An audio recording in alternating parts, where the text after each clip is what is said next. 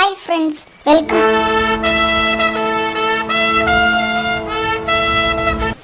back to நம்ம channel. இன்னைக்கு நம்ம என்ன பார்க்க போறோம் அப்படின்னு பார்த்தீங்கன்னா, இன்னைக்கு ஒரு விவசாயம் பத்தின விளாக் தான் பார்க்க போறோம். கண்டிப்பா ஸ்கிப் பண்ணாம பாருங்க, உங்களுக்கு யூஸ்ஃபுல்லா இருக்கும். நீங்களும் உங்க மாடி தோட்டத்துல ஈஸியா நீங்களும் இப்படி பயிர் செஞ்சு நீங்களும் ஈஸியா காய்கள் எடுக்கலாம். இதுக்கு முன்னாடி நம்ம சேனலை சப்ஸ்கிரைப் பண்ணாமல் இருந்தீங்கன்னா சப்ஸ்கிரைப் பண்ணி பக்கத்தில் கூடிய பெல் பட்டனை கிளிக் பண்ணிங்க. அப்போ தான் நம்ம போடுற வீடியோஸ் எல்லாம் உங்களுக்கு உடனுக்குடனே வரும். வாங்க வீடியோக்குள்ளே போய் பார்க்கலாம். வீடியோவை ஸ்கிப் பண்ணாமல் பாருங்கள். அப்போ தான் நீங்களும் விவசாயம் பண்ணலாம். சரி, ஓகே, வாங்க வீடியோக்குள்ளே போயிட்டு பார்ப்போம். என்னடா வாங்கன்னே சொல்கிறாங்க, இன்னும் கூட்டிகிட்டு போக மாட்டேங்கிறான்னு பார்க்குறீங்க. ஆமாங்க மக்களே, அன்னைக்கு ஒரு நாள் நைட்டு பார்த்தீங்க அப்படின்னா பௌர்ணமி அன்னைக்கு நிலா அழகாக தெரிஞ்சிச்சு. சரி, ஓகே, நம்மளோட உறவுகளுக்கு காட்டலாமே அப்படின்னு சொல்லிட்டு நானும் வீடியோ ஷூட் பண்ணேன்.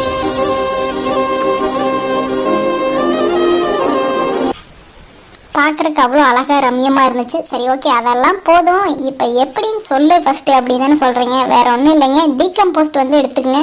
அதுக்கப்புறம் நீங்கள் காளான் வாங்குறீங்களா, அந்த பாக்ஸ் இருந்தால் கூட ஓகே, எதுவாக இருந்தாலும் ஓகே. நம்ம என்னென்ன பிளான் போட்டிருக்கோம்னு பார்த்தீங்கன்னா, மிளகாய் செடி, கத்திரிக்காய் இதெல்லாம் போட்டிருக்கோம். அடுத்து பார்த்தீங்க அப்படின்னா தக்காளி, அதுக்கப்புறம் வெங்காயம் நாத்தா பிளான் பண்ணியிருக்கோம். வெங்காய நாற்று அப்படின்னு பார்த்தீங்கன்னா வெங்காய விதைகள் எடுத்து அதில் நாத்தா செஞ்சுருக்கோம்.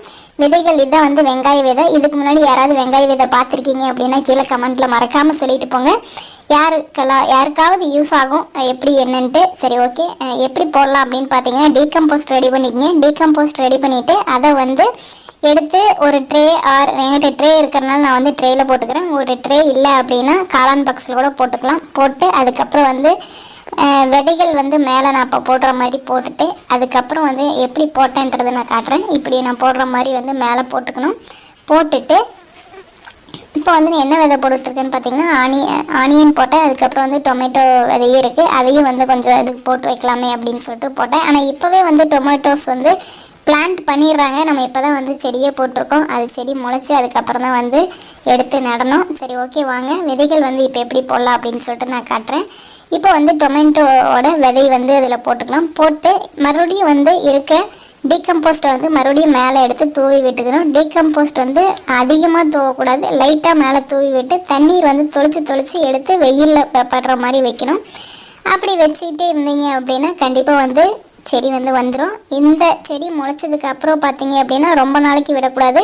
ரொம்ப நாள் விட்டீங்க அப்படின்னா சரி அப்படியே அழுகி போயிடும். ஸோ அதனால் இப்போ இந்த மிளகாய் நாற்று நான் உங்களுக்கு காட்டினேன் இல்லையா, அது மாதிரி வரும்போது எடுத்து நம்ம நம்மளோட தோட்டத்தில் வச்சுக்கலாம். நம்ம தோட்டத்தில் வைக்கிறதுக்காக எல்லாமே ரெடி பண்ணியிருக்கோம். ரெடி பண்ணிவிட்டு தோட்டத்தில் வச்சுட்டு அதுக்கு தண்ணி விட்டுக்கிட்டே இருந்தீங்க அப்படின்னா ஒரு 4-5 டேஸ் தண்ணி விட்டுக்கிட்டே இருந்தீங்க அப்படின்னா செடி அழகாக வந்துடும்.